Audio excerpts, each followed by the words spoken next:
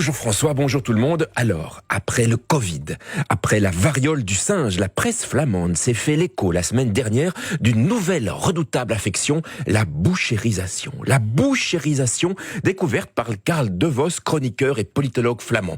La bouchérisation, on croyait sa propagation limitée au monde politique, mais non. Écoutez la triste histoire d'une famille, la mienne, touchée de plein fouet par le drame de la bouchérisation. Ce week-end, à la demande de mon fils Akira, qui avait beaucoup insisté, toute la famille Gunzik s'en va pour une journée à la mer. Samedi matin, j'embarque les 3 enfants, Akira, Pocahontas et Mowgli, ainsi que mon épouse Barbie Gunzik, tout le monde dans la petite Aigo direction la côte. Immédiatement, je remarque quelque chose de changé dans l'allure d'Akira, 12 ans haut, comme je l'aime, mon Akira. Un gamin merveilleux, aussi tendre qu'un chaton, aussi mignon qu'un angelot, la sensibilité d'un prélude de Mendelssohn joué sur un Stradivarius.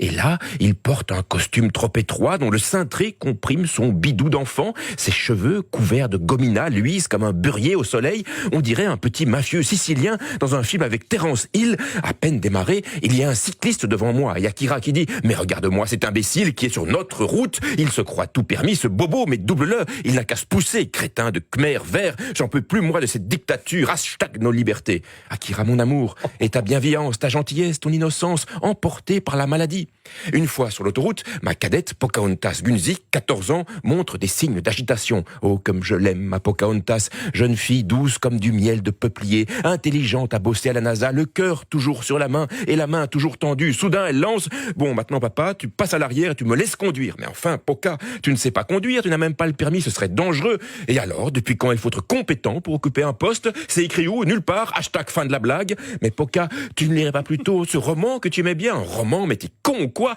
La fiction, c'est une perte de temps. Je veux bien lire les mémoires de Donald Rumsfeld à la rigueur. Hashtag les vraies valeurs.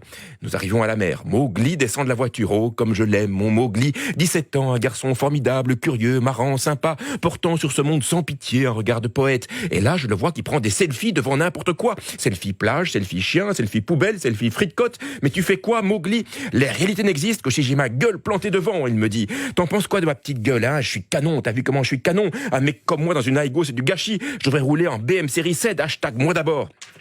À son poignet, je vois une espèce de grosse montre suisse. Mais enfin, Mowgli, mon chéri, ma prune, sang de mon sang, cœur de mon cœur, avoir une montre coûtant 4 salaires moyens et une voiture plus grande que nécessaire, tu sais que c'est juste un truc de pouvoir pour montrer à tout le monde que t'es plus riche et plus puissant, t'as vraiment besoin de ça?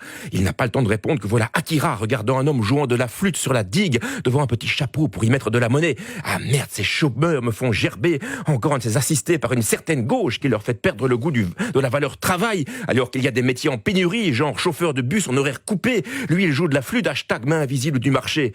Je me permets de faire remarquer à Akira que lui non plus ne travaille pas. Genre, l'argent qu'il a, c'est moi qui le lui donne. Et là, super bizarre, il me dit « Monsieur Gadisseux, je vais être extrêmement clair, vous bossez à la RTBF, je sais très bien ce que ça veut dire. Les auditeurs ne sont pas dupes. Nous marchons encore un peu. C'était un automne où il faisait beau, une saison qui n'existe que dans le nord de l'Amérique. Un homme noir passe à côté de Pocahontas, que j'entends murmurer. Oh bon sang, c'est vraiment le Congo par ici. Mais enfin, Poca, c'est carrément raciste ça. Un affreux rictus déforme son visage. Elle me répond « Oh écoute, c'est un fait. On n'est plus chez nous, c'est le grand emplacement est en route. 86% des gens se sentent en insécurité. » Mais Poca, d'où sors-tu ce chiffre? C'est une célèbre étude. Mais tu préfères ne rien voir. Je suis certaine que tu ne soutiens pas le combat des femmes iraniennes. Mais évidemment que je le soutiens. Mais quel rapport, Poca? Je n'ai pas le temps de terminer. Akira fait soudain demi-tour et se dirige vers la voiture en disant « Bon, moi j'en ai marre de la mer. Je rentre à la maison. » Mais Akira, c'est toi qui as voulu venir. Tu peux pas forcer tout le monde à te suivre chaque fois que tu changes d'avis. Je fais ce que je veux. J'ai le droit d'être à la fois dans et hors de la famille, quand ça m'arrange, la jouer perso, c'est comme ça qu'on réussit, hashtag fin de la blague. Et puis enfin, c'est le coup de grâce, Barbie Gunzik, qui jusque-là s'était tue, lance, mais votre pauvre père est l'idiot utile du wokisme qui gangrène notre société, on ne se laissera pas faire, on fera comme les Italiens, un bon vote de droite populaire, mais enfin chérie, ce sont des néo-fascistes, mais ouais, dès qu'on n'est pas d'accord avec toi, on est des fachos. Après cette journée infernale, j'étais sur Doctissimo.